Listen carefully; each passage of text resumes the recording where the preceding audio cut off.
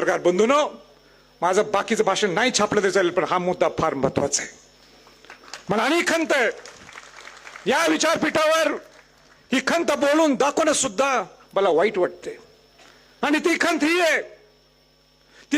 आहे की शिवाजी महाराजांचं नाव राजकारणात तर आपण वापरतोच, कसं पाहिजे तसं वापरतो, पण त्याचं बीज आता ग्रामीण भागात सुद्धा सुरू झालेलं आहे. ते बीज हे ग्रामीण भागात सुद्धा सुरू झालेलं आहे. हे वाईट आहे. आणि काय वाईट आहे, मला मुद्दाम आपल्याला सांगायचं की मला या वर्षभरात अनेक फोन येतात. शिवाजी महाराज तिथं गावात आपापल्या सोयीचं राजकारण असतं. एक गट असतो, दुसरा गट असतो.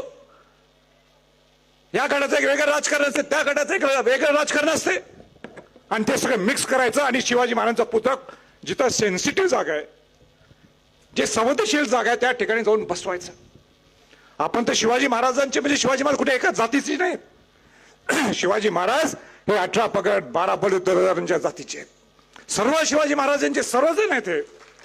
आणि मग कोणती एक दगड मारते, दुसरीकडे आणि कोणाची दगड, त्यांनी आपला कुठं महापुरुष आणायचा.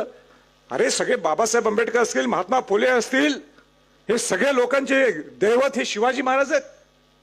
आणि मग आपल्या समाजात आपण नुसतं भांडत बसतो. मला वाईट वाटते. तुम्ही आवाज उठवणं गरजेचं आहे. तुम्ही सर्वांनी शिवभक्तीने आवाज उठवणं गरजेचं आहे. हे काही शिवचरित्र नाही, हे काही शिवाजी महाराजांचे संस्कार नाहीत, हे शिवाजी महाराजांचे विचार नाहीत.